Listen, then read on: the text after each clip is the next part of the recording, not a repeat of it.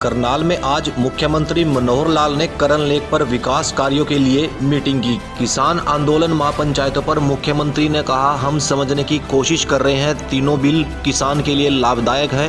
हमने कहा इसमें गलत क्या है, जो गलत है हम ठीक करने के लिए तैयार है, लेकिन एक पॉलिटिकल एंगल को लेकर वो लोग जिन्हें इन कानूनों को पढ़ा नहीं, वो लोग विरोध में शामिल होते हैं। पेंडिंग पड़ा था जो अपनी करन लेक है, इसका विकास करने के नाते, इसको रिजुविनेट करने के नाते से कुछ सुझाव समय समय आते थे। तो एक तो मोटा प्रारूप हमारे अर्बन लोकल बॉडीज के सेक्रेटरी श्री एस.एन. राय और टूरिज्म के हमारे सेक्रेटरी हैं एम.डी. सिन्हा, उनके साथ यहाँ के डिस्ट्रिक्ट एडमिनिस्ट्रेशन ने मिलकर के प्लान यहाँ का बनाया है। और उस प्लान में उसी का आज एक प्रकार से डेमोन्स्ट्रेशन था। तो सारे उसका एक अच्छा मुझे लगता है टूरिज्म के नाते से ये लेता स्वरूप निकलेगा।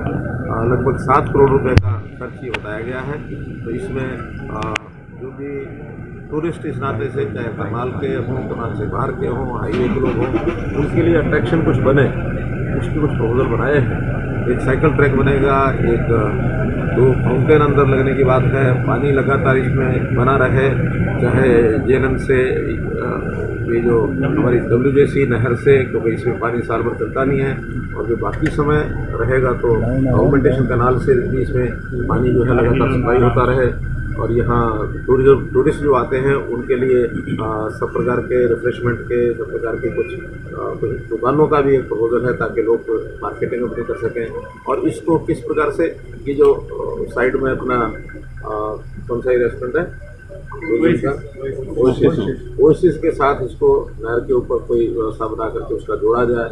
और इसी प्रकार हाईवे के दूसरी साइड में भी उनकी 4.5 एकड़ जमीन है, वहाँ भी कोई एक लोगों के आते जाते ठहरते समय कोई एक स्थान विकसित किया जाए, ताकि हाईवे की दूसरी साइड दिल्ली से चंडीगढ़ जाते समय भी लोगों को कोई ना कोई सुविधा मिले। उस प्रकार का एक अपोजिट प्रोग्राम, एक प्रोजेक्ट ये बनाने का विषय आया है।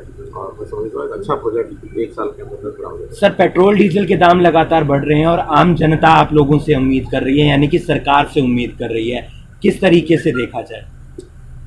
देखिए, क्योंकि ये कोई अपने देश के अंदर तो पेट्रोल डीजल होता नहीं है, आखिर ये सारी चीज़ें अधिकांश इसमें से इम्पोर्ट होता है।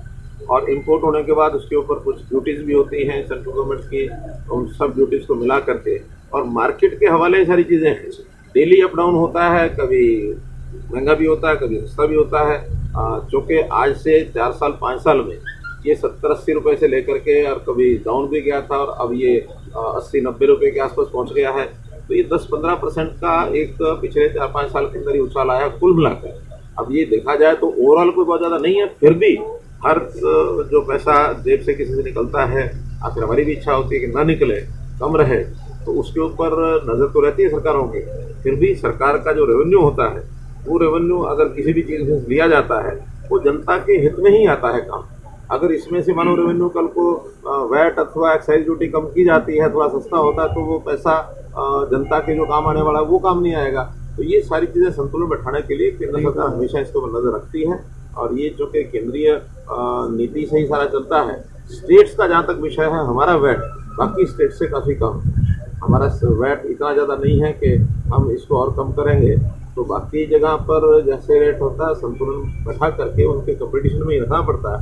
उसमें से स्टेट को भी एक जो रेवेन्यू आता है, उस रेवेन्यू से जनता का ज्यादातर बाहर के लोगों को नौकरी मिली चल रहा है, लगातार बयानबाजी हो रही है। 22 SDO हरियाणा के हैं, बाकी जिलों के हैं, राज्यों के। जो लोग इस प्रकार की बातें कर रहे हैं, उनका असली चेहरा ये सामने आया है इस विषय से। क्यों कह रहा हूँ असली चेहरा सामने आया है कि ये जो कहते हैं कि हाँ इतने कम लोग आए, इन्होंने हिसाब ही नहीं लगाया है, कुल मिलाकर के 200 लोगों में से और 128-30 लोग वो हरियाणा के हैं। अभी अलग बात है कि अलग अलग कैटेगरीज में से हैं। रिजर्व कैटेगरी को तो ये अपना मानते ही नहीं है, यानी जितनी भी रिजर्व कैटेगरी है वो 100% हरियाणा से है, और 100% हरियाणा से अनुसूचित जाति को अपना नहीं मानते, ये बैकवर्ड क्लास के लोगों को अपना नहीं मानते। इनकी असली चेहरा ये सामने आ गया है, जो केवल एक बात को लेकर उसको बार बार उछालते हैं। एक बात, दूसरा, ये ऑल इंडिया टेस्ट में से लोग लिए जाते हैं। ये ऑल इंडिया टेस्ट में से लिए जाते हैं, तो ऑल इंडिया टेस्ट की एक मेरिट लिस्ट बनती है, उसमें एक योग्य व्यक्तियों को आगे लाएं। उसमें हमने कहीं नहीं कहा कि हरियाणा के लोग कम आने चाहिए, बाकी ज़्यादा नहीं चाहिए। सारे देश के लोगों में से लोग लिए जाते हैं, उसके अंदर हमारा रिजर्वेशन का अलग से कोटा है, वो पूरे के पूरे हरियाणा से लिए जाते हैं। इसलिए अगर हिसाब लगाना तो टोटल का लगाएं। लगभग 200 लोगों में से 100 से ऊपर लगभग 130 लोग हरियाणा के हैं। एकदम एग्जैक्ट संख्या मुझे ध्यान नहीं है, लेकिन 70 के आसपास ही बाहर के हैं। आप टोटल लिस्ट अपने उठा करके घोटाला सामने आया कर रहे हैं हरियाणा में, किस तरह देखते हैं? हाँ जी, किसान लगातार किसानों का आंदोलन जो चल रहा है सर लगातार हरियाणा के अंदर। हाँ देखिए, लंबा एक विषय चल गया है। अब चूंकि हम धैर्यपूर्वक इन सब चीज़ों को देख रहे हैं और हम समझा भी रहे हैं, हम बता भी रहे हैं हर मोर्चे पर कि ये तीनों जो बिल बने हुए हैं, इन तीनों बिलों में किसान का कोई नुकसान नहीं है, बल्कि इनके इम्प्लीमेंटेशन के बाद किसान का लाभ ही होगा। और चूंकि अब इनकी इम्प्लीमेंटेशन हुई नहीं है, हमने ये भी कहा है कि इम्प्लीमेंटेशन होने के बाद किसी भी विषय को लेकर के किसान का नुकसान होता है तो हम हमेशा तैयार हैं उन चीज़ों को विड्रॉ करने के लिए।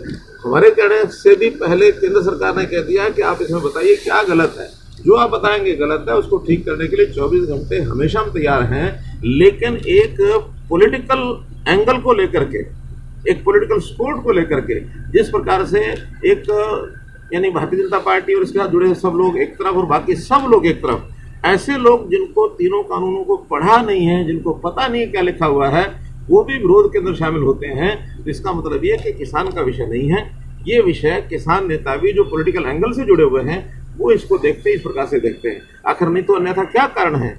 लोकतंत्र है, लोकतंत्र में हर किसी को अपनी बात कहने का अधिकार होता है। कौन सा ये लॉजिक इनके पास है कि हाँ इस पार्टी के लोग वो नहीं आएंगे, बाकी पार्टी को लोग आते रहेंगे? इसका मतलब है कि लोकतंत्र पर भी एक बड़ा प्रश्न चिन्ह इन लोगों ने खड़ा किया है। लोकतंत्र को चैलेंज दिया है कि किसी भी कारण से न तो किसान हित में है, न जनता के हित में है, न किसी पार्टी के हित में है। कुल मिलाकर के मर्यादाओं को ध्यान रखना चाहिए। लोकतंत्र के ऊपर हमारा देश, हमारी लोकतांत्रिक व्यवस्थाएं, इनको मजबूत करना ये हर किसी का काम है, चाहे वो सरकार हो, चाहे विपक्ष हो, चाहे जनता का कोई वर्ग हो। लोकतंत्र को अगर बचा कर रखेंगे तो हम बहुत अच्छे प्रकार से अपने जीवन को आगे बढ़ा सकते हैं।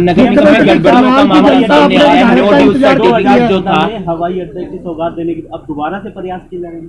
देखिए, क्योंकि जमीन लेकर के उसका विस्तार करने की बात थी, उसको 3000 फुट से 5000 फुट का जो विषय था वो हमें जमीन चौके लेनी थी। ई भूमि के माध्यम से अभी 2 दिन पहले ही मीटिंग करके उनसे जमीन के रेट फाइनल हो गए हैं। 15 दिन के अंदर उनके जमीन के पैसे उनको मिल जाएंगे, जमीन मिल जाएगी और उसके बाद एयरपोर्ट का जो काम। सर, नगर निगम भ्रष्टाचार पर क्या कहना चाहेंगे? जो नो ड्यूज सर्टिफिकेट का मामला सामने आया जिसमें रजिस्ट्रियां हो गई हैं और मामला भी दर्ज हो गया है, मामला दर्ज हुआ है, मुझे ध्यान में है, मामला दर्ज हुआ है। जब दर्ज हुआ है तो उसके ऊपर पूरे जांच होगी और जांच में दोषी पाए जाएंगे उनको किसी को बख्शा नहीं जाएगा।